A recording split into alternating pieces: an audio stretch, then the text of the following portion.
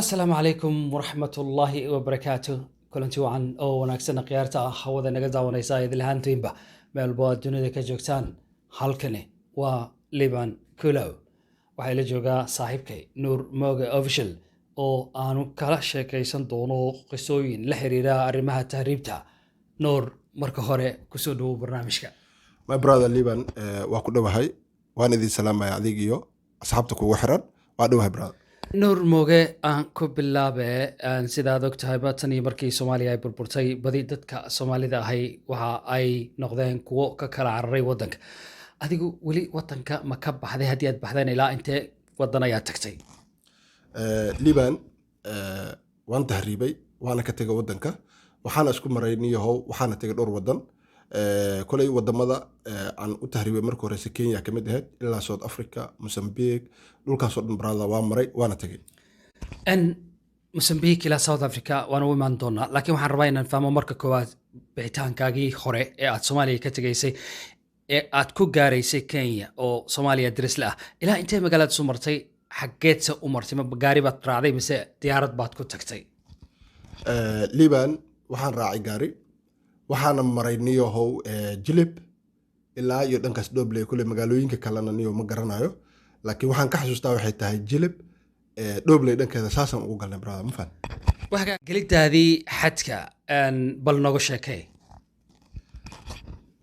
liban horta my brother wadanka Kenya kulay saad ula socota taariikh ahaan ama aad og tahayba ama Soomaalida badan ay og yihiin waxay tahay niyo waa wadan horta aad sharcigiisu u adag yahay.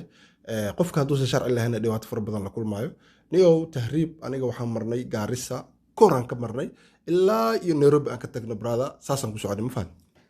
wahagaag markii aad xadka ka gudbaysay dabcan waxaa la socotay waxa loo yaqaano muharib ama dadka kaxeeya. markii ay ku geeyeen magaalada Nairobi, wixii kugu horreeyay ee kula yaabka badnaa ee ay indhahaagu qabteen maxaa ka mid ah? niyow horta waxyaabaha ugu yaabka badnaa ee indhahayga qabteen waxay ahayd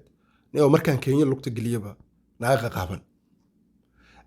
oo aanan markii ugu horeysay oo arkay ahayd naaga qaaban oo iska socdo caadi, tintooda furan yihiin oo dadka ku dhex jiro oo kastuumooyin iska wato oo haddana caadi ay tahay. niyow horta tan ugu yaabka badnay taasay ahayd. ma fahan Kenya tan iyo markii ay Soomaaliya burburtay waxay ka mid ahayd wadamada sida weyn u martigeliyay dadka Soomaalida ah. waxaa la sheegaa inay magaalada Nairobi uu ku yaalo suuq weyn oo ay Soomaalidu maal gashadeen. suuqa markii aad tagtay ma kula muuqatay mar sida inaad joogto oo kale meel ka mid ah Soomaaliya? ha isli markaan joog ha dabcan ha isli markaan joogay waa ila muuqatay inaan joogo Soomaaliya oo nabad ah, sababtoo ah waxaana ku tusaya taas populationka Soomaalida ee ku nool magaalada isli. nuur, halkan hadda aan joogno waxaad ogtahay qofka aan sharci ku deganayn wadankan in uu halis ugu jiro in uu galo gacanta booliiska. halka markii aad tagtay ma jireen dad indhuhu taagtaagan yihiin amaba cabsi qabay oo ku aadan dhinaca booliiska oo kale, mise dadku waxay ahaayeen dad normal ah? boolista xagga waa laga baqaa, sababtoo ah horta inay ku qabtaan kuma soo tarxiilayaan sida hadda wadankan aan ku sugannahay Sacuudi Arabia oo kale maahan. laakiin waxay tahay waxa waaye haddii lagu qabto maantoo dhan caawo dhan ay ku bahdilayaan, waxaa ku qasban tahay brother inaad something wax aad dhiibto. ma fahan soo marka haddii jeebkaaga uu waxba ku jirin sharcina aadan lahayn waxa waaye dee iska xaroob waaye. ma fahan badanaan waxay ugu badan tahay waa habeenkii. waxaan rabnaa inaan ka dhaqaaqno wadanka Kenya, gaar ahaan magaalada caasimadda Nairobi, innagoo oo rabno inaan sii dhex marno bariga Afrika ilaa aan gaarno koonfurta Afrika. bal waxaad iga sheekaysaa bixitaankaagii hore, qaabka aad kaga baxday Kenya iyo wadankii kugu horreeyay aad cagta saartay. liban niyo horta ka bixitaankayga wadanka ugu horreeya horta la maro waxay ahayd waxaan isku maray Tanzania, Malawi, Mozambique, Zimbabwe, kadibna South African galay. niyo intaasna waxaan iskugu dhex maray 3 maalin. dabcan marka aan ka baxayay Kenya waxaa ahaa nin sharci haysto, sharcigiisana ku baxaan ahaa oo nin tahriib ama aan ahayn. anaga iyo 2 kale oo asxaab ah la soconay, 3 qof bis ahayn oo 3dana sharciyadooda wada wata. niyo marka qaab dalxiis ahaanaan ku tagay, alxamdulillah wax dhib aan niyo ma arkin. tahriibkii ugu yaabka badnaa wuxuu ahaa ama aan la dhibtoodo kan aan Soomaaliya ugu tagay ilaa Kenya. wixii ka dambeeyay brother niyo wax tahriib oo dhib aan arkin malahan. aad isaga dhex gooshaysay inta u dhacaysa Kenya iyo South Africa, ma waxaad ku safraysay train, ma gaari baa raacday mise diyaarad baa ku siday? maya niyo liban waxaan ku safray bas. sababtoo ah magaaladaas wadamadaas waxay leeyihiin horumaray basas waaweynay leeyihiin bastu basaan ku safrayay oo ah weliba city to city macnaha caasimad to caasimad macnaha Nairobi aan ka tagnay Dar es Salaam aan tagnay Dar es Salaam aan ka tagnay xuduudii Malawi iyo u kala qaybsan Tanzania xuduudii haddana waxaan ka raacnay bas kale ilaa Lilongwe oo caasimadda Malawi waxaan ka raacnay gaariyar ilaa xuduudda nageeyey oo Mozambique iyo Malawi meesha iska galaan waa wax yar waay aday dhowr saac loo soconayo meesha markaan tagnayna niyo waxaan ka raacnay gaari kale oo bas ah oo baalkii gaariga raran ka raacnay oo Mozambique markaan ka dhex baxnay Zimbabwe tagnayna niyo trailer raacnay track weyn tracka wuxuu nageeyey ilaa iyo Harare waa gartay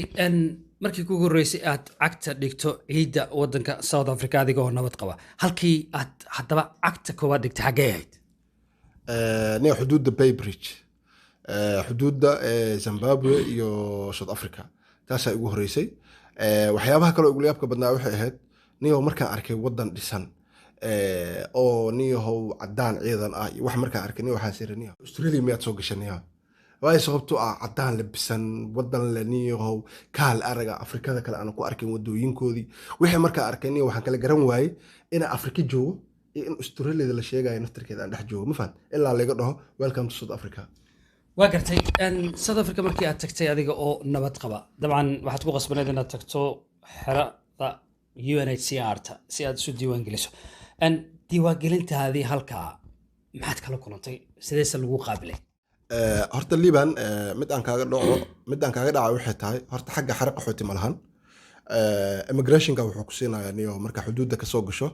warqad ama paper ama sadbisa u taqaano oo 14 days ama 14 maalmood ku tag immigrationka weyn niyo warqadii aan ka soo qaatay 14 maalmood gudahoodna immigrationka iska xadiriyay immigrationka markaan tagay niyo Soomaali wadankaas way qaabilaan kadibna waxay isiyaan sharcigii wadanka lagu joogayay sidaas aniga wixii ka dambeeyay aan isku furfuray ma fahanti sharcigana wuxuu dhigayaa waxay tahay haddii aad rabto inaad wax barato wax waa baran kartaa haddii aad rabto inaad shaqaysatana waa shaqaysan kartaa labada waddan bay ku furan yihiin wahagaag waxaan ognahay in South Africa ay fursad shaqo oo aad u qaali ah ka heleen dad aad u fara badan oo Soomaali ah mar haddii halkaa aad tagtay shaqooyinkuna ay ahaayeen kuwa la heli kara maxaa halkan kuu soo celiyay baa la isweydiin karaa Liban waxyaabaha hadda halkan ii soo celiyay ama i keenay Sacuudi Arabiya horta waxay ahayd niyo arrin family ah mana doonayo hadda inaan xogo inta ka falanqeeyo niyo how sababo jira awgeedan inta ku imid ilaa ay haddana South Africa waxa waaye familkeyga ku nool wiilkeyga joogo welina hadda saasay tahayna South Africa kama dhamaanin because it's my second country waa wadankeyga labaad kuley waan arki doontaa insha Allah haddii nafta la qabo waana ku laaban doonaa kuley waana wadankeyga sina uguma dhamaanin meelaan ka jeclahayna brother ma jirto waagahagag nuur dabcan South Africa Soomaalida ganacsiga ku haysta inta badan waxa ay idaacadaha Soomaalida ay soo tabiyaan in la dilay ganacsada Soomaali ah sidoo kale la gubay mid kalena lagu dhex dubay ama lagu gubay dukaankii ku ganacsanay dilalka ayaa ka dambeeya niyo horta South Africa naftirkooda aan isdhaafin iyaga hata isdilaan laakiin niyo badana ama nin madow agtiisa dukaan ka furtay ama Ethiopiana dukaan agtiisa ka furtay ama dukaan ganacsigiina isku ag dhow oo ama loolanad kula jirta loolankaas uu sarrabin waxyaabaha u badan waxyaabaha sababay horta niyo ama dhibaatooyinka ugu fara badan waxay tahay ganacsato kale oo macnaha xiriirinayso ama isku dayaysa in ay suuqa ka saarto waa gartay waddankaas waxa uu macruuf ku ahaa xilligii madaxweyne FW de Klerk sidaan haddaanan qaldanayn magaciisu ahaa ka hor Nelson Mandela waxaa aad u haystay ganacsigiisa dadka Asia ka yimaada gaar ahaan hunuudda waxa la yidhahda iyagu hadda ma joogaan mise dadkan kala ka tambantay niyo horta waa hunuudda waxaad ka wada umaleynaa hindi niyo hindida dadka meesha hadda ay Soomaalida ku tirsan yihiin waaye dadka ugu dhaqaalaha badan ay ku jiraan wadankaas Soomaali haddaad aragtana maanta 90% maxaa 99 hatta guryaha ay degan yihiin oo hooygoodii ah oo maanta caruurtoodii iyo habeenkoodii ay ku nool yihiin guryaha ay kirada ugu wada jiraan oo dhan guryo oo hindi ay leedahay waaye waxaana looga yaqaanaa wax la yiraahdo ama Islamic waa hindi iyo Malaysian oo loo yaqaano Malaysiankana Malay marka ama Islaamigana loo yaqaanaa niyo marka diinta dhankeeda iyo wax walbana dadka imaamada meesha kaana waa hindi. wahagaag nuur marka laga soo tago dadka soomaalida ah ee ku nool South Africa sidoo kale waxaa jira dad ka soo jeeda wadamada Ethiopia, Mozambique iyo meelo kale oo bariga bartamaha Afrika ah kuwaas oo iyana jirdil iyo dil loo geysto. Marka aad fiiriso guud ahaan tirada dilalka dhaca Soomaalida ma iyaga ugu badan mise waxa ay la qabaan dadka kale? Liban niyo howsi marka loo fiiriyo waxaad moodaa niyo in anagu ugu badan nahay marka dadkan kale loo eego sababtoo anaga waa in adag nahay sababtoo ah Soomaaliya marnaba macnaha ma ogolaanaysa madaxeeda inay hoos aadiso. Waxaa laga yaabaa ninkan isagoo qori lagu hayo in la baarto laga taga la rabo ayuu wuxuu sameynayaa niyo action dagaal. Marka badana waxaad moodaa niyo foreign-ka meesha joogo in anagu ugu badan nahay sababaha waxay tahay geesinimo nagu dheeri ah. Marka dadkan kale markii la qabto way isdhiibaan waxay hayaan waa dhiibaan waana ka socdaan laakiin anaga ma ogolaana taas waa liibaan. Waa gartay Nuur dhalinyarada Soomaalida ay ku nool guud ahaan South Africa ee shaqaysta dabcan mustaqbal ay u baahan yihiin sidaan qiyaasi karana tahriibta wadankaasi marka la baxayo gabdhuhu ma aha kuwa fara badan oo wiilasha aad u fara badan. Hadiiba wiil dhalinyaro ah oo jeclaysto inuu guursado ma jiraan gabdho Soomaali ah oo wadanka degan mise waxaa loo guurtagaa Kenya ama Soomaaliya?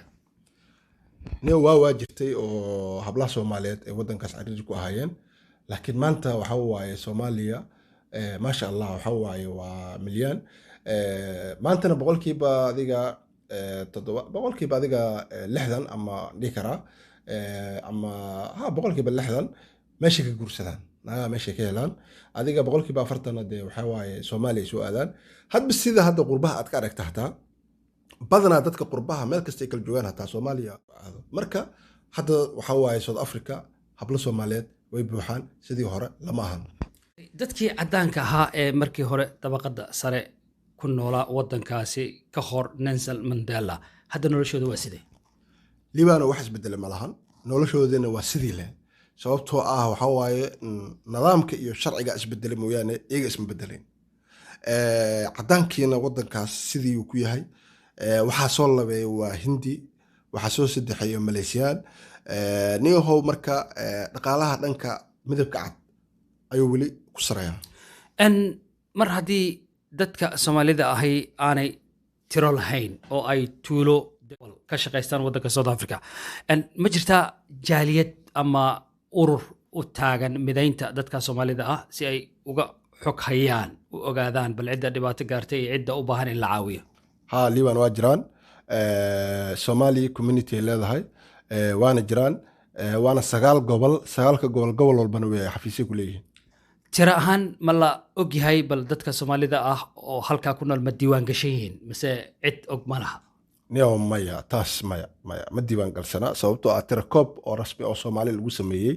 oo ama Somali community ay ku sameeyeen niyo ma jirto sababtan waxa sababa waxay tahay niyo qof walba arsaaq u burinaya Somali community da meesha joogtana de niyo waxa waaye nin walbana naftiisu u ordaya oo marka xaqiiqda laga hadlo atri koobi kartana ma lahan sababtoo ah hatta qabiiladan buu isku tiri koobi karin marka iska badaa Soomaali weyn marka niyo taas maya. Haddii aan isbarbar dhigno nolosha taalla wadanka Kenya ee ay dadka Soomaalida ay ku nool yihiin iyo tan Koonfur Afrika ee Soomaalida shaqaysta labada meelood yaa ku habboon in nolol laga sameeyo? Kenya. Sabab maxaad ku dooratay? Xagga amaanka. South Africa marka laga reebo dilka iyadoo miyaanay xagga fursadaha shaqada iyo horumarka kaga fiicneen dhinaca Kenya? niyo horta xaqiiqda waxay tahay Kenya markaad ganacsiga sameynayso waxaad u baahan tahay brother in lacag had ka bax aad wadato dabcan hadda saad ogtahay Kenya hadii 30,000 iyo dollar iyo 20,000 dollar iyo 50,000 dollar iyo haddaad wadato brother meesha lagu qoslaa ma fahan halka South Africa na brother markaad 2,000 dollar aad haysato war 2,000 maxay tahay ta 1,000 dollar waa 15,000 riyaal oo maleyna 15,000 ran ama 14,000 ran waay oo wadankaas ah hadii aad haysato brother waxaad haweysanaysaa inaad dukaan yeelato sababtoo ah laba jingada meel ka dhisanaysaa hada wasalaam. Waa gartay qofka dhalinyarada ah ee Nuur haddana daawanaya damac badan oo uga jiro inuu mar tago South Africa maxaad kula talinaysaa? Ana waxaan kula talin lahaa haddii meel laanta uu helayo inuu iska daayo. Haddii qof uu rabo inuu tago South Africa inuu tahriibo mooye dariiq kale oo si caadi ah sharci ah ku tegi kara ma la heli kara miya niyo maya haddii qofku baasboor soomaali uu wato niyo way adag tahay muqalisiinta ama dadka barnaamijyada u dhambeeya haddaad weydiiso way jirta ay kuleeyihiin dabcan hadda badanaa waxaa la maraa sida hadda mosambiq oo kale laga degaa mosambiq ilaa adiga mabuto ilaa iyo johannesburgna waxaa joogo dad shaqadooda ay tahay oo muqalisiin ah oo kaa bixinayo marka niyo how aaday u adag tahay marka wadadaas in la maro laakiin south africa toos haddii loo aadayo barada waa yar adag tahay okay ka hor inta aanan ka bixin barnaamijka su-aasha ugu dambaysa aan ku weydiinaya waxay tahay ma jiraan dad soomaali ah oo xilli hore tagay south africa ka sameeyey lacag deetana galay wadamada reer galbeedka sida yurub iyo maraykanka ha boqolkiiba 70 fursadaha gelitaanka ee halka ma ka sahlan tahay midda afrikada kale ha waa ka sahlan tahay aad buu mahadsan yahay kaasi waxa uu ahaa saaxiibkay nuur mooge official oo si kooban iga waramayey wadamada dhaca inta u dhaxaysa south africa iyo kenya marka ay timaado tahriibta inkastoo tahriibtu ay tahay wax khatar ah oo aan wanaagsanayn haddana mararka qaar waa loo baahan yahay in laga sheekeeyo waayihii hore tan iyo intaan dib dambe barnaamijkan oo kale hawada mar kale ugu kulmi doonaan iyo nuur mooge official labadayada inta aan idin macsalaamayn waxaan idinka codsanaynaa subscribe like share iyo comment aad baad u mahadsantayd والسلام عليكم ورحمة الله وبركاته.